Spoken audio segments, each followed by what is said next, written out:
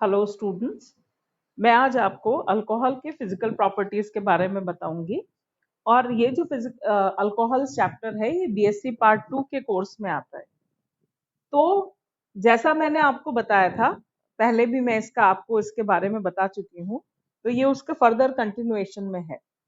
जो lower alcohols होते हैं C1 से लेके C11 तक, वो सब कलरलेस वॉलेटाइल लिक्विड्स होते हैं जिसका खट्टा टेस्ट होता है और एक पर्टिकुलर स्मेल होती है। उनका एक स्पेसिफिक ओडर होता है। आप सबको मालूम है कि जो मिथाइल अल्कोहल है, जो इथाइल अल्कोहल है, उसकी एक अलग सी स्मेल आती है। जो हायर मेंबर्स हैं वो वैक्सी सॉलिड्स होते हैं, मतलब मोम की तरह होते हैं, वैक्स की जैसे होते हैं। और जैसे जैसे इनका मॉलिक्यूलर वेट बढ़ता है तो अल्कोहल की जो स्मेल है वो भी बढ़ती है और उसकी जो सोरनेस, खट्टापन है टेस्ट में, वो कम होता है।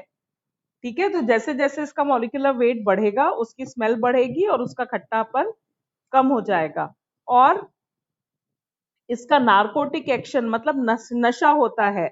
जो मिथेनॉल होता है वो न्यूरोटॉक्सिक होता है और ब्लाइंडनेस कॉज करता है। जैसे आपको मालूम है कि अगर अपन लोग जो देशी शराब जिसको बोलते हैं वो क्या होता है, मिथेनॉल होता है, जिसको खाने से जिसको पीने से लोगों की डेथ हो जाती है। सिमिलरली जो इथेनॉल है वो एक स्टिमुलेंट की जैसे काम करता है और डिप्रेसेंट मतलब जो दारू पी के जो नर्वस सिस्टम अफेक्ट होता है वो उसकी जैसे काम करता है। वो आपका जो सेंट्रल नर्वस सिस्टम है उसको इफेक्ट करता है और बॉडी टेम्परेचर को लो करता है और उससे अपने को अनकॉन्शियसनेस, बेहोशी जैसी आ जाती है। जो ब्रांच अल्कोहल है वो उनमें ज्यादा नार्कोटिक एक्शन होता है, तो उनको अपन हिप्नोटिक्स की जैसे यूज करते हैं और सीडेटिव की जैसे। जैसे अगर किसी को सीडेट करना है, बेहोश करना है अपन को, थोड़ा उसको मतलब थोड़ा उसको जैसे पेन कम करना है, सीडेट करना है अपने को, तो उसके लिए अपन ब्रांच अल्कोहल्स देते हैं। तो इन जनरल अपन ये कह सकते हैं कि जो टॉक्सिसिटी है वो बढ़ती है with increase in molecular weight of liquid alkanols. Melting point alcohol के या अल्केनॉल्स के इंक्रीज करते हैं with increase in CH2 group. ये हर CH2 ग्रुप बढ़ने के साथ में 20 केल्विन का इसमें चेंज आता है। लोअर अल्कोहल्स में 20 केल्विन कम होगा और उसमें ज्यादा होगा। मेल्टिंग पॉइंट डिक्रीज करता है on branching of the carbon chain. तो इसका मतलब क्या हुआ कि sequence of melting point in isomeric alcohol is 1 degree, फिर 2 डिग्री, फिर 3 डिग्री। मेल्टिंग पॉइंट्स ऑफ अल्कोनॉल्स हैं वो भी हायर हैं देन करस्पॉन्डिंग अल्केन्स और melting point of compound containing same molecular weight, जैसे ईथर और अल्काइल हैलाइड। तो उसके कंपैरिजन में जो अल्केनॉल्स हैं इनका मेल्टिंग पॉइंट हायर है। और these higher melting points can be explained on the basis of hydrogen bonding। इसमें हाइड्रोजन बॉन्डिंग एग्जिस्ट करती है इसलिए इसके मेल्टिंग पॉइंट ज्यादा है। तो लोअर अल्कोहल्स है वो कंपैरेटिवली सॉल्युबल इन वाटर है। और क्यों सॉल्युबल है? क्योंकि वो इंटरमॉलिक्यूलर हाइड्रोजन बॉन्डिंग बना लेते हैं, इसलिए वो घुलनशील होते हैं।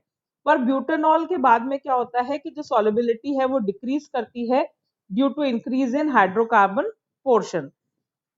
सॉल्युबिलिटी है वो डिक्रीज कर जाती है क्योंकि इसमें हाइड्रोकार्बन पोर्शन इंक्रीज करता है, मतलब अल्काइल ग्रुप इंक्रीज करते हैं। जो अल्काइल ग्रुप है ये पानी को रिपेल करते हैं, ये हाइड्रोफोबिक होते हैं नेचर में। हाइड्रोफिलिक का मतलब होता है पानी को लविंग और हाइड्रोफोबिक का मतलब होता है फोबिया इज डर। तो पानी से डरते हैं, पानी को दूर करते हैं। अब अपन देखते हैं कि अल्कोहल्स में कैसे हाइड्रोजन बॉन्डिंग होती है। हाइड्रोजन बॉन्डिंग क्या होती है कि इलेक्ट्रोनेगेटिव एलिमेंट्स जैसे फ्लोराइड, ऑक्सीजन, नाइट्रोजन, हाइड्रोजन, इनके बीच में जो अगर बॉन्डिंग है तो इलेक्ट्रॉन पेयर क्या होता है, वो शिफ्ट हो जाता है इलेक्ट्रोनेगेटिव एटम की तरफ। और क्या होता है, जो हाइड्रोजन है उसके ऊपर पॉजिटिव चार्ज आ जाता है और जो इलेक्ट्रोनेगेटिव एटम है उसके ऊपर इलेक्ट्रोनेगेटिव चार्ज आ जाता है। तो उसके बाद क्या होता है, पॉजिटिव नेगेटिव के बीच में अट्रैक्शन। जैसे यहाँ पे OH में दिखा रखा है, ऑक्सीजन है जो ये इलेक्ट्रोनेगेटिव पेयर को अपनी तरफ खींच रहा है तो क्या हो रहा है, ऑक्सीजन के ऊपर माइनस चार्ज आ जा रहा है और हाइड्रोजन के ऊपर पॉजिटिव चार्ज आ जा रहा है। तो क्या होगा कि जो एल्केनॉल्स में क्या होता है, जो partially positive hydrogen OH group का है वो पार्शियली नेगेटिव ऑक्सीजन को अपनी तरफ खींचेगा, फिर वो फर्दर उसको इस तरह से करेगा। तो इस तरह का जो क्या होता है, मॉलिक्यूलर एसोसिएशन हो जाएगा, पॉजिटिव नेगेटिव, तो इसमें एक मॉलिक्यूलर एसोसिएशन हो जाएगा। और इस एसोसिएशन को अपन लोग इस तरह से दिखा सकते हैं। यहाँ पे क्या हो रहा है, HOR, अगला HOR, ये ऑक्सीजन हाइड्रोजन के बीच में बॉन्डिंग हो रही है, फिर ये O और H के बीच में बॉन्डिंग हो रही है, और ये जो डॉटेड लाइन है ये हाइड्रोजन बॉन्ड है। तो जो इलेक्ट्रोस्टैटिक अट्रैक्शन है between hydrogen bonded to electronegative atom of a molecule और दूसरे इलेक्ट्रोनेगेटिव एटम के बीच में जो इलेक्ट्रोस्टैटिक अट्रैक्शन है उसको अपन हाइड्रोजन बॉन्डिंग करते हैं, कहते हैं। और हाइड्रोजन बॉन्डिंग की जो एनर्जी है वो 3 से 10 किलो कैलोरीज पर मोल है, which is much less than the energy of covalent bond. मतलब हाइड्रोजन बॉन्ड एक तरह का वीक बंध है। अब हाइड्रोजन बॉन्ड दो तरह के होते हैं, एक इंटरमॉलिक्यूलर हाइड्रोजन बॉन्ड, एक intramolecular hydrogen bond. Intermolecular hydrogen bond में क्या होता है कि जो हाइड्रोजन बॉन्ड दो हाइड्रोजन, मतलब एक मॉलिक्यूल का हाइड्रोजन और दूसरा इलेक्ट्रोनेगेटिव एटम दूसरा एटम का, उनके बीच में जब बॉन्डिंग हो रही है तो इस तरह के बॉन्डिंग को हाइड्रोजन बॉन्डिंग कह रहे हैं। जैसे पहला एग्जांपल है HOH, वाटर मॉलिक्यूल है, तो इसका ऑक्सीजन दूसरे वाले जो HOH है उसके हाइड्रोजन के साथ बॉन्डिंग है, डॉटेड लाइन से आप देखिए। फिर इसका जो ऑक्सीजन है वो दूसरे हाइड्रोजन के साथ में, दूसरे एटम के साथ हाइड्रोजन बॉन्डिंग है। सिमिलरली अगर अपन यहाँ अल्कोहल देखें तो ROH, फिर ये दूसरे ROH के साथ में इस तरह से हाइड्रोजन बॉन्डेड है, फिर दूसरे हाइड्रोजन के साथ में हाइड्रोजन बॉन्डेड है। तो इस तरह की जो बॉन्डिंग है उसको अपन इंटरमॉलिक्यूलर हाइड्रोजन बॉन्डिंग बोलेंगे। इंट्रामॉलिक्यूलर हाइड्रोजन बॉन्डिंग क्या होती है कि इसमें मॉलिक्यूल में अपने आप के अंदर जो एक पॉजिटिव और एक नेगेटिव एटम है, इलेक्ट्रोनेगेटिव और एक इलेक्ट्रोपॉजिटिव एटम है, उसके बीच में बॉन्डिंग हो जा रही है, तो उसको अपन इंट्रामॉलिक्यूलर हाइड्रोजन बॉन्डिंग बोलेंगे। जैसे अपन इसमें एग्जाम्पल देख रहे हैं, ऑर्थोक्लोरोफिनॉल, यहाँ पर क्या हो रहा है कि फिनॉल का जो OH है इसका H और यहाँ जो क्लोरो ग्रुप है इसके बीच में बॉन्डिंग हो गई। तो ये देखिए यहाँ पे डायग्राम में डॉटेड लाइन से दिखा हुआ है। तो ये इंट्रामॉलिक्यूलर, मतलब मॉलिक्यूल में अपने आप में अंदर हाइड्रोजन बॉन्डिंग हो जा रही है। सिमिलरली सैलिसल्डिहाइड में देखेंगे, सैलिसल्डिहाइड में क्या है कि यहाँ पर OH ग्रुप है और यहाँ पे CHO ग्रुप है, तो OH के H में और CHO के O के बीच में जो बॉन्डिंग है वो हाइड्रोजन बॉन्डिंग है। सिमिलरली ऑर्थोनाइट्रोफिनॉल देखेंगे, OH ग्रुप है और NO2 ग्रुप है, तो OH के H में और NO2 के O के बीच में जो बॉन्डिंग हो गई है उसको उस तरह की बॉन्डिंग हो रही है। अब हाइड्रोजन बॉन्डिंग की वजह से क्या होता है कि हाइड्रोजन बॉन्डिंग होने से क्या हो रहा है कि मॉलिक्यूल में एसोसिएशन हो जा रहा है, मतलब एक से ज्यादा मॉलिक्यूल एक जगह पे इकट्ठे हो जाते हैं। और इससे क्या हो रहा है कि more than due to presence of intermolecular hydrogen bonding, the association of more than one molecule of the compound takes place and attraction forces gets increased।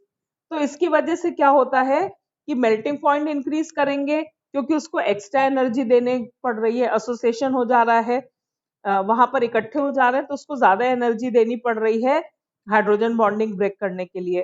तो अल्केनॉल्स में क्या होता है कि मॉलिक्यूलर एसोसिएशन हो जा रहा है due to intermolecular hydrogen bonding, इसलिए उसके जो मेल्टिंग पॉइंट है वो हायर है देन अदर कंपाउंड्स कंटेनिंग, जिसका मॉलिक्यूलर वेट लो है, जैसे अल्केन लेंगे, अल्काइल हैलाइड लेंगे, ईथर लेंगे, जहां हाइड्रोजन बॉन्डिंग नहीं है, तो वहां पर इसको उसके कंपैरिजन में यहाँ पर हायर बॉइलिंग पॉइंट है। तो फिर दूसरी चीज क्या है कि यहाँ पर क्या कहते हैं कि ये जो मॉलिक्यूल्स हैं ये वाटर के साथ में हाइड्रोजन बॉन्डिंग फॉर्म कर लेते हैं, तो उसकी वजह से क्या होता है कि ये वाटर में सॉल्युबल होते हैं। तो ये एक रीजन है जिसकी वजह से लोअर अल्कोहल्स हैं वो वाटर में सॉल्युबल हो जाते हैं, वेयर जबकि हायर अल्कोहल्स हैं वो वाटर में सॉल्युबल नहीं होते। तो अब अपन इसमें जो नेक्स्ट देख रहे हैं, जो नेक्स्ट है इसमें फिर जब और अपन इंटरमॉलिक्यूलर हाइड्रोजन बॉन्ड की बात कर रहे हैं, तो यहाँ पर रिंग या चीलेट या कीलेट दोनों वर्ड्स इसको यूज करते हैं, वो बन जाता है। और इस कीलेशन की वजह से मेल्टिंग और बॉइलिंग पॉइंट है वो डिक्रीज हो जाता है। तो ऑर्थोनाइट्रोफिनॉल कीलेशन प्रेजेंट है, इसलिए ये वॉलेटाइल कंपाउंड है और इसका लो मेल्टिंग पॉइंट है। तो इस तरह से आपसे क्वेश्चन में कई बार पूछ लिया जाता है कि इसका बॉइलिंग पॉइंट है, मेल्टिंग पॉइंट क्यों कम है और इसका ज्यादा है अल्कोहल, तो उसको अपन को एक्सप्लेन करना है on the basis of hydrogen bonding. अब अपन बात कर रहे हैं रिएक्शंस की। तो अल्कोहल में दो तरह के रिएक्शंस हो सकते हैं। अल्कोहल क्या हो गया, COH ग्रुप। तो एक तरह के रिएक्शन तो ये होंगे जिसमें C और O के बीच में जो बंध है वो टूटेगा, और दूसरा रिएक्शन ऐसे होंगे जिसमें OH के बीच में जो बंध है वो टूटेगा। ठीक है, तो ये दोनों तरह के रिएक्शंस अपन इसमें देख सकते हैं। तो सबसे पहले अपन जो रिएक्शन देख रहे हैं वो COH बॉन्ड को देख रहे हैं, जिसमें C और O के बीच में जो बंध है वो ब्रेक होगा। तो इसमें सबसे पहला रिएक्शन है हाइड्रोजन हैलाइड के साथ में रिएक्शन। इसमें क्या होता है कि जो अल्कनॉल्स हैं वो बहुत स्मूथली हाइड्रोजन हैलाइड के साथ में रिएक्शन करके अल्काइल हैलाइड का फॉर्मेशन करते हैं। जैसे HBr और HI के साथ में ये रिएक्शन करके ये फॉर्म कर देंगे अल्काइल ब्रोमाइड और अल्काइल आयोडाइड रिस्पेक्टिवली। जबकि कंसंट्रेटेड HCl के साथ में ये reaction in presence of dry ZnCl2 होगा और ये अल्काइल क्लोराइड का फॉर्मेशन करता है, जिसको ग्रोव्स प्रोसेस बोलते हैं।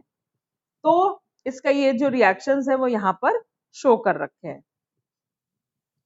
जो इसकी ऑर्डर ऑफ रिएक्टिविटी है वो हाइड्रोजन हैलाइड की HI की सबसे ज्यादा है, उसके बाद HBr की है, उसके बाद HCl की है। और अल्कोहल्स की अगर अपन रिएक्टिविटी देख रहे हैं तो टर्शरी की है, फिर सेकेंडरी की है, फिर प्राइमरी की है। जो प्राइमरी और सेकेंडरी अल्कोहल्स हैं वो HCl के साथ में रिएक्ट करते हैं in presence of dry ZnCl2, जबकि टर्शरी अल्कोहल है वो कंसंट्रेटेड HCl के साथ में रूम टेम्परेचर पर ही रिएक्ट कर जाता है। तो जो टर्शरी अल्कोहल है ब्यूटाइल अल्कोहल, कंसंट्रेटेड HCl के साथ में रिएक्ट करके टर्शरी ब्यूटाइल क्लोराइड का फॉर्मेशन कर रहा है। और जो रिएक्शन ऑफ एल्केनॉल्स है विद हाइड्रोजन हैलाइड है वो एसिड कैटलाइज्ड है। जो अल्कोहल्स हैं वो HCl, HBr और HI के साथ में रिएक्ट करेंगे, पर ये NaCl, NaBr और NaI के साथ में नहीं रिएक्ट करेंगे इन एब्सेंस ऑफ एसिड। अब अगर अपन इसकी मैकेनिज्म की बात कर रहे हैं तो ये इसका मैकेनिज्म है। ऑर्गेनिक केमिस्ट्री में अगर अपन कोई भी रिएक्शन लिखते हैं तो अपन को उसका मैकेनिज्म देना जरूरी होता है। अगर अपन मैकेनिज्म नहीं लिखेंगे तो अपने को आधे नंबर मिलेंगे। आपसे कोई भी रिएक्शन पूछी जाती है तो हमेशा वो रिएक्शन लिखिए और नीचे उसका मैकेनिज्म लिखिए। तो यहाँ पे क्या है रिएक्शन, जो टर्शरी ब्यूटाइल अल्कोहल है वो HCl के साथ में रिएक्ट करेगा। फर्स्ट स्टेप में ये HCl के साथ रिएक्ट कर रहा है और ये प्रोटोनेटेड अल्कोहल बन गया। ये फास्ट रिएक्शन है, OH2 का फॉर्मेशन हो गया। सेकेंड इसमें क्या हो रहा है कि ये OH2 इसमें से निकल रहा है H2O की जैसे, और ये कार्बोनियम आयन फॉर्म हो गया। और थर्ड इसमें जो कार्बोनियम आयन है इसके पॉजिटिव चार्ज पे ये क्लोराइड आयन अटैक करेगा और ये इसमें रिप्लेसमेंट हो जाएगा। तो जो प्राइमरी अल्कोहल्स हैं और मिथाइल अल्कोहल है वो SN2 type of substitution reaction देता है हाइड्रोजन हैलाइड के साथ में। जो प्रोटोनेटेड अल्कोहल है वो फॉर्म हो रहा है एसिड के साथ में। जो कार्बन ऑक्सीजन बॉन्ड है प्रोटोनेटेड अल्कोहल का वो वीक हो जाता है और वो ब्रेक करने की बजाय उसको सब्स्टिट्यूट कर देता है वाटर मॉलिक्यूल के साथ में। इस तरह ये वाला स्टेप की बात कर रहे हैं। जैसे CH3 CH2 OH HBr के साथ में रिएक्ट करेगा तो CH3 CH2 OH2 फॉर्म हो गया। और नेक्स्ट स्टेप में क्या हो रहा है, ये ब्रोमाइड आयन है इसके ऊपर अटैक कर रहा है तो ये OH2 इसमें से वाटर मॉलिक्यूल की जैसे बाहर हो गया है SN2 अभिक्रिया के साथ में। जो क्लोराइड आयन है वो एक वीकर न्यूक्लियोफाइल है ब्रोमाइड के कंपैरिजन में और आयोडाइड के कंपैरिजन में। तो इसमें क्या होता है कि जो हाइड्रोक्लोराइड है वो डायरेक्टली इससे रिएक्ट नहीं करेगा with primary and secondary alcohol. तो इसमें क्या होता है कि ये जो रिएक्शन है ये presence of Lewis acids like anhydrous zinc chloride के प्रेजेंस में रिएक्शन होगा और mixture of concentrated HCl and anhydrate zinc chloride, इसको ल्यूकस रिएजेंट कहते हैं। तो अपन ल्यूकस रिएजेंट को कहाँ यूज करते हैं? अल्कोहल के परीक्षण के लिए करते हैं। यहाँ पे क्या हो रहा है, ROH ZnCl2 के साथ में रिएक्शन कर रहा है, तो ये ROH ZnCl2 फॉर्म हो जा रहा है। और सेकेंड उसमें क्या हो रहा है, जब क्लोराइड आयन इस पे अटैक कर रहा है तो ClR और यहाँ पर ZnOHCl2, और ZnOHCl2 है ये H आयन के साथ रिएक्ट करके ZnCl2 और H2O, तो अपने को जो स्टार्टिंग में जो ये है ये अपने को वापस मिल जाता है। तो in the reaction of alcohols with hydrogen halide, the mechanism SN1 or SN2 depends upon the stability of the carbonium ion formed under the reaction conditions. अब next चीज है इसमें स्टेरिक हिंड्रेंस, और ये देखना पड़ेगा कि स्टेरिक हिंड्रेंस वगैरह क्या है। इन जनरल जो SN2 मैकेनिज्म है वो प्राइमरी अल्कोहल्स में होगा और SN1 मैकेनिज्म है वो टर्शरी अल्कोहल्स में होगा बिकॉज ऑफ इट्स स्ट्रक्चर। अब जो सेकंड इसका रिएक्शन है वो है फास्फोरस हैलाइड्स के साथ में इसका रिएक्शन। इसमें क्या हो रहा है कि ROH की जब अभिक्रिया PbR3 के साथ में करा रहे हैं तो ये RBr और H3PO3 बन रहा है। प्राइमरी और सेकेंडरी अल्कोहल्स है वो इसके साथ में रिएक्ट करेंगे Pi3, PbR3, PCl3 और PCl5 के साथ में, तो अल्काइल हैलाइड्स फॉर्म करेंगे। और जो टर्शरी अल्कोहल है वो बहुत लेस अमाउंट में इसमें रिएक्ट करेगा। अब इसका अगेन अपन मैकेनिज्म देख रहे हैं। इसमें क्या है, RCH2OH है और ये PX3 के साथ में ये अटैक कर रहा है, तो ये बन गया RCH2O, यहाँ PX2 और X आयन।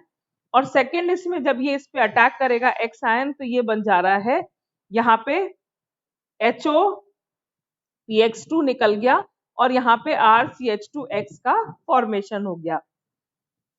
तो जो HOPX2 है वो एक्सेस अमाउंट ऑफ अल्कोहल के साथ में रिएक्ट करेगा और 3 मॉलिक्यूल्स ऑफ अल्कोहल है वो 1 मॉलिक्यूल ऑफ फास्फोरस ट्राइहैलाइड के साथ में रिएक्ट करेगा, तो 3 मॉलिक्यूल ऑफ अल्काइल हैलाइड का फॉर्मेशन हो जाता है। जो थर्ड रिएक्शन है इसका वो देखने को मिलता है वो है थायनिल क्लोराइड के साथ में।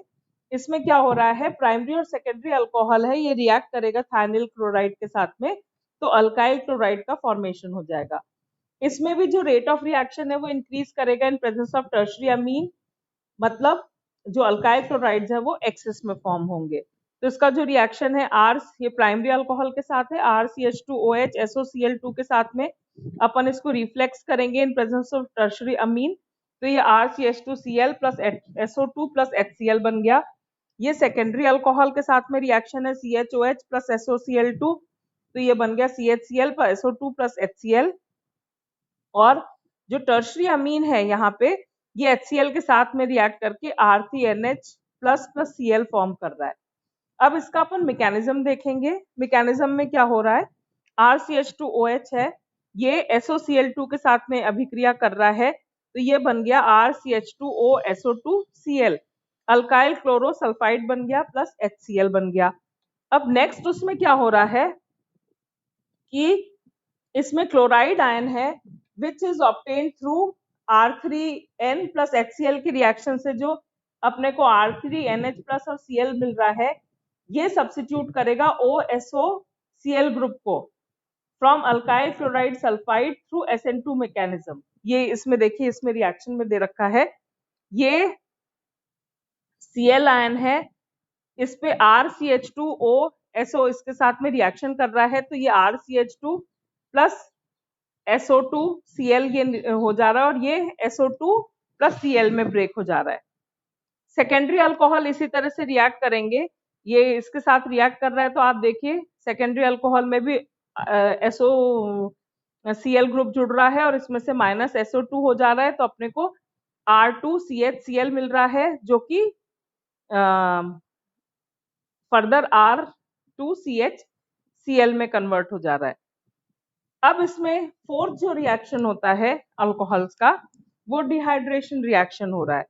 डिहाइड्रेशन रिएक्शन का मतलब है कि अल्केनॉल्स जिसमें बीटा कार्बन एटम होता है, बीटा कार्बन एटम क्या हो गया कि nearest carbon atom of carbon bearing hydroxy group, जिस कार्बन के ऊपर हाइड्रोक्सी ग्रुप है उसके पास वाला जो एटम है वो बीटा कार्बन कहलाएगा।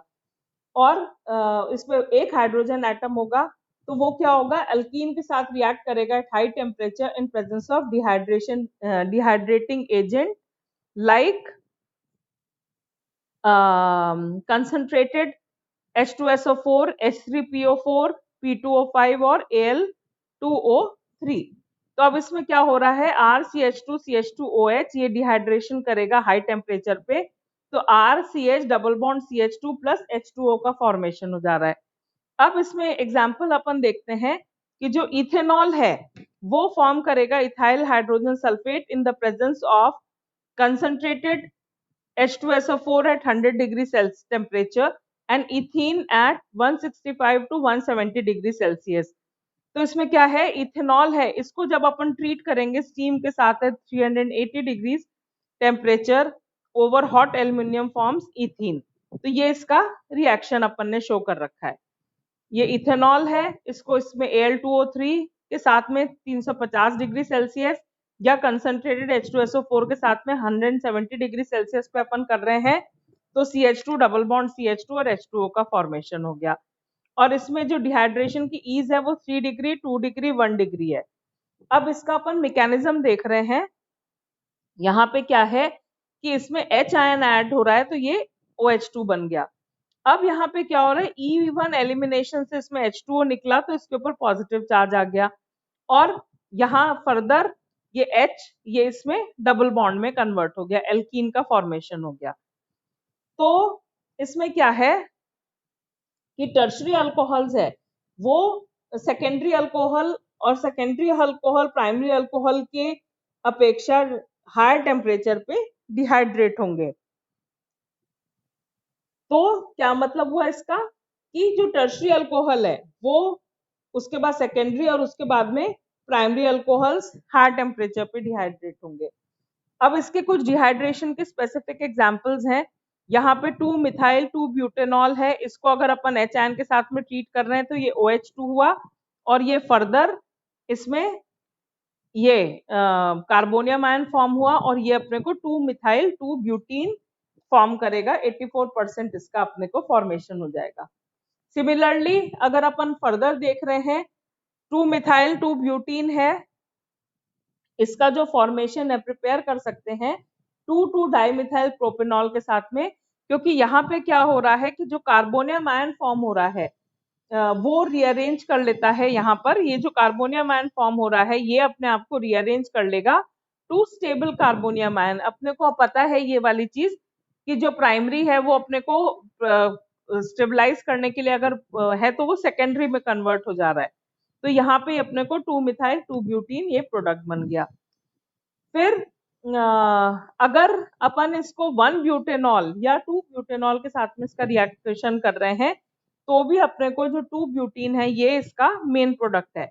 जैसे CH3 CH2 CH2 CH2OH अगर अपन ये दे रहे हैं H आयन के साथ में तो ये 1 ब्यूटेनॉल है, इसको अपन देख रहे हैं तो H आयन के साथ में तो ये OH2 बना।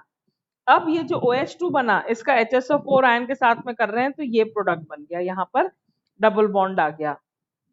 सिमिलरली 2 ब्यूटेनॉल है, उसमें ये OH2 बना और उससे ये अपने को ये रिलीज हुआ तो इसमें पॉजिटिव चार्ज आ गया और कार्बोनियम आयन फॉर्मेशन हो गया और इससे ट्रांस 2 ब्यूटीन बन रहा है।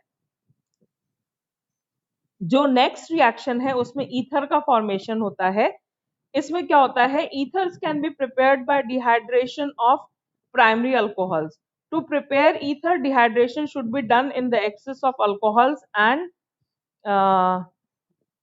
at lower temperature than required for alkene preparation. For example, जैसे dehydration of ethyl alcohol at 140 degrees gives diethyl ether at 165 to 170 degrees.